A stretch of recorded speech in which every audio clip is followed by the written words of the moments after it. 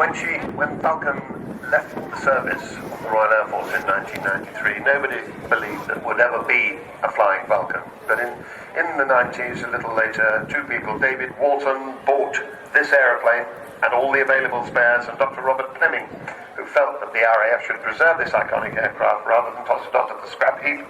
The RAF didn't have the money to do that, and the end result was the Vulcan to the Sky Trust.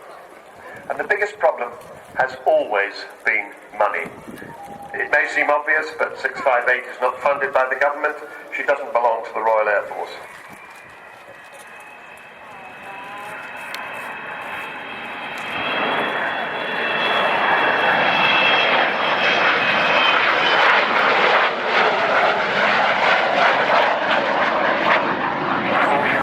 You've given your money in single pounds, in tens of thousands, and everything in between.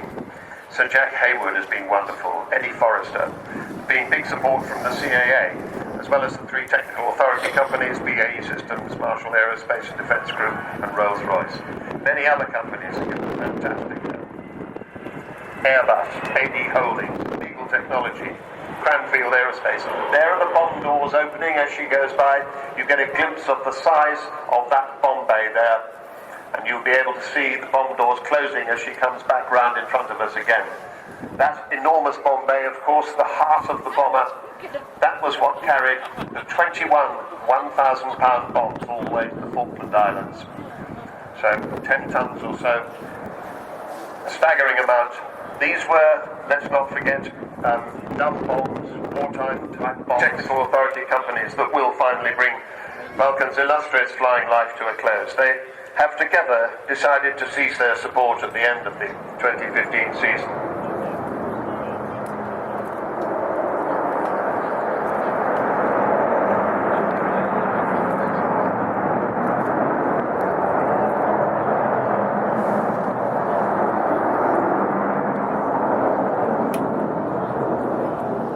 And without the support of the three technical authority companies under Civil Aviation Authority regulations, Vulcan will be prohibited from flying. She'll lose her permit.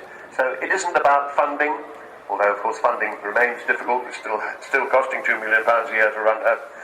And it's not about the supply of spare parts. It is about the mandatory third-party support.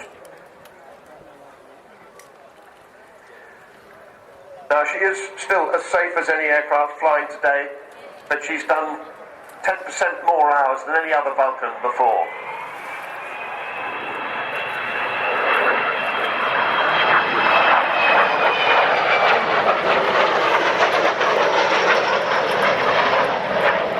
So she's into an area of unknown unknowns, the maintenance in Eden project, but for engineers. Now, here's a special treat. As she flies down the runway, you see the red arrows giving her a...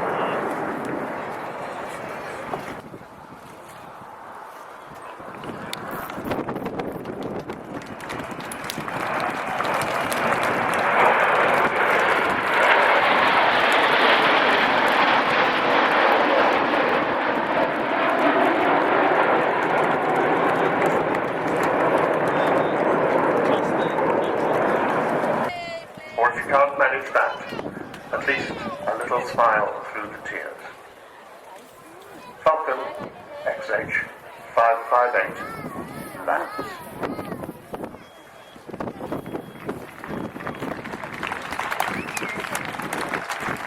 Well, thank you very much indeed, Sean, for taking us through that absolutely marvellous description and commemoration. Can't believe it's the last time we'll see this at Fairford, but a marvellous sight. But coming up, get more excitement. The action continues throughout the next half an hour, and we hope you are ready for it, because it is time, ladies and gentlemen, boys and girls, So please welcome squadron leader Mike Lynn. Well, a very good afternoon, ladies and gentlemen, boys and girls. Just heard I'm squadron leader Mike Lynn. I'm Red 10. I'm the supervisor with the Royal Air Force aerobatic team, the Red Arrows. I'm going to talk you through this display this afternoon in the fabulous